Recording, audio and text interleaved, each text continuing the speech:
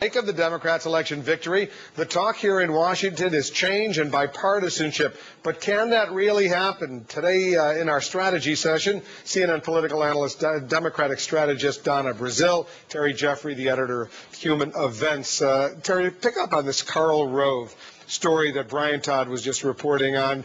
Given the situation out there, the war in Iraq being as unpopular as it is, the Katrina disaster, was there anything Karl Rove could have done to alter this Democratic victory? No, there isn't, Wolf. I think Karl Rove, and I think more importantly President Bush, made some mistakes on policy issues where they positioned the Republican Party in the wrong way. But the war was a big issue. If it weren't for the fact that we're still taking casualties in Iraq, we don't have a stable government there, Democrats wouldn't have run Congress. And if you look at a lot of the races the Democrats won, especially in red states. In Indiana, for example, Brad Ellsworth, who beat John Hostetler, Joe Donnelly, who beat Chris Chicola. These are extremely conservative Democrats.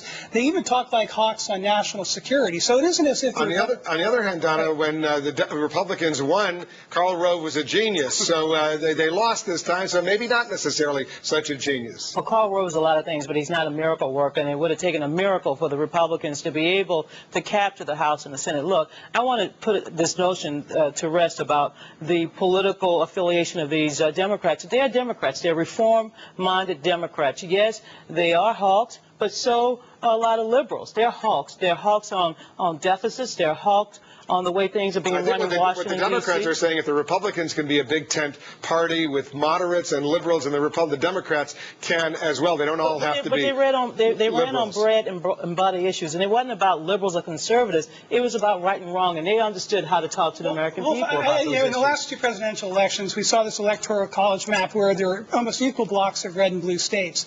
I think those blocks represented a deep cultural divide in this country. I think that divide is still there, and I think one of the things the Democrats did that was intelligent politically was go out and recruit candidates who reflected the red side of the divide.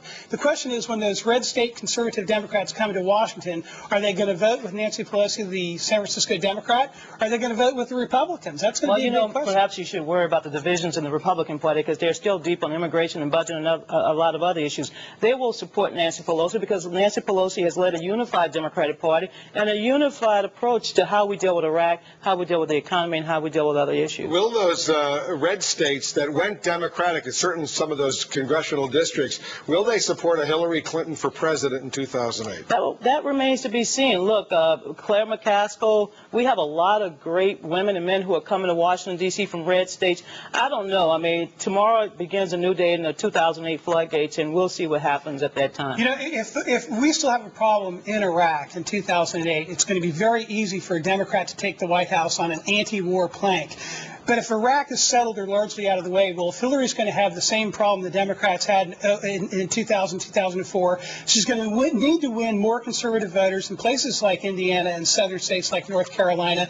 I don't think she can do it because of the record she's developed in cultural and social issues in the United States. You know, in the closing days of the campaign, Rick Santorum was out there campaigning on issues, campaigning on issues that he agreed with Hillary Clinton. He kept mentioning her name. He kept mentioning her name. So don't be surprised. Hillary Clinton, who had a fabulous night in New York, upstate New York, down in Long Island. She was able to capture a lot of red state Republicans in New York. She may be attracted to them in both of you have been around Washington for a while. Today we saw Nancy Pelosi in the Oval Office with Steny Hoyer meeting with the president, both sides promising this is a new day. There's going to be cooperation. 2 years left in the Bush administration.